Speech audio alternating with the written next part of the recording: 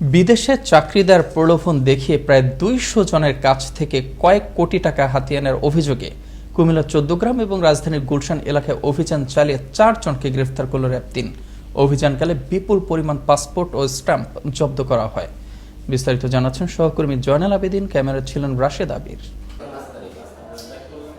দেশের মধ্যবিত্ত ও নিম্ন আয়ের মানুষেরা নিজের ও পরিবারের ভাগ্য পরিবর্তন এবং দুবেলা দুমুঠো খাবার জোগাতে পরিবারের শেষ সম্বলটুকু বিক্রি করে বিদেশে পাড়ি জমায়। আশা একটাই, নিজের পরিবারের মুখে হাসি ফোটানো। অথচ তাদের এই দুর্বলতাকে পুঁজি করে কিছু অসাধু চক্র প্রতারণা করে হাতিয়ে নিচ্ছে কোটি কোটি টাকা। অনেক সময় শুধু টাকা নিয়েই ক্ষান্ত থাকে না এই চক্রগুলো। দেশের বাহিরে ভালো কোম্পানিতে চাকরি দেওয়ার প্রলোভন দেখিয়ে সেখানে নিয়ে গিয়ে বন্দী করে শারীরিক নির্যাতন করে পরিবারের কাছ থেকেও হাতিয়ে নেয় লক্ষ লক্ষ টাকা। আর এমন এক প্রতারক চক্রকে কুমিল্লার ১৪গ্রাম ও রাজধানীর গুলশান এলাকা থেকে মানব পাচার চক্রের মূল হোতা সহ ৪ জনকে গ্রেফতার করেছে র‍্যাব-৩।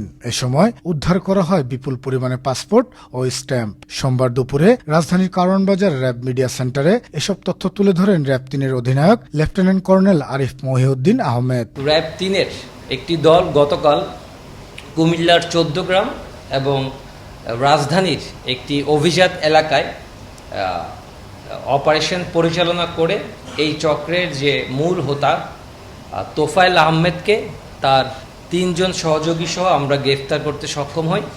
র‍্যাব জানায়, এই চক্রটি ৩ বছর ধরে প্রায় ২০০ মানুষের কাছ থেকে প্রতারণা করে হাতিয়ে নিয়েছে কয়েক কোটি টাকা। এই বিদেশে নিয়ে যাবে, তাদেরকে উচ্চ মূল্যে বেতন দেওয়া হবে, ওখানে থাকা খাওয়ার অনেক সুব্যবস্থা আছে। তো এগুলো বলে প্রাথমিকভাবে তারা ভিকটিম এবং ভিকটিমদের অভিভাবকদের ফার্স্টে প্রলুব্ধ করে এবং মধ্যপ্রাচ্যে এরকম নিয়ে যাওয়ার কথা বলে তারা এক একজন ভিকটিম থেকে কখনো ১ লাখ, কখনো ২ লাখ, কখনো ৫ লাখ টাকা পর্যন্ত তারা নিয়েছে। এদিকে প্রতারণার শিকার হওয়া ভুক্তভোগীরা জানালেন তাদের নির্যাতনের ঘটনা। ওখানে গিয়ে আমাদের কোনো কাজ দেয়নি, জাস্ট ২-৩ দিন রুমে রাখছে, রাখার পরে আমাদের বের করে দিছে রুম থেকে। আমরা রাস্তায় থাকছি, খাওয়া দাওয়া আমাদের নাই।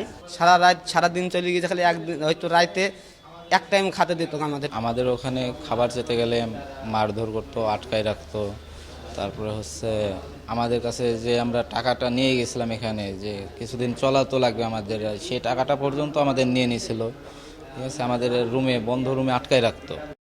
এই চক্রটি দেশ এবং বিদেশে অবস্থানরত দালালদের মাধ্যমে ভুক্তভোগীদের সাথে ঘনিষ্ঠ যোগাযোগ গড়ে তোলে। তাদের অসহায়তাকে পুঁজি করে অধিক অর্থ উপার্জনের জন্য মানব পাচার চক্র ফাঁদ পেতে তাদের বিদেশে নিয়ে কাজ না দিয়ে শারীরিক ও মানসিক নির্যাতনের পাশাপাশি আর্থিকভাবে সর্বশান্ত করেছে। তবে র‍্যাবের এমন অভিযানের ফলে কোণঠাসা হয়ে পড়ছে এসব প্রতারক চক্র।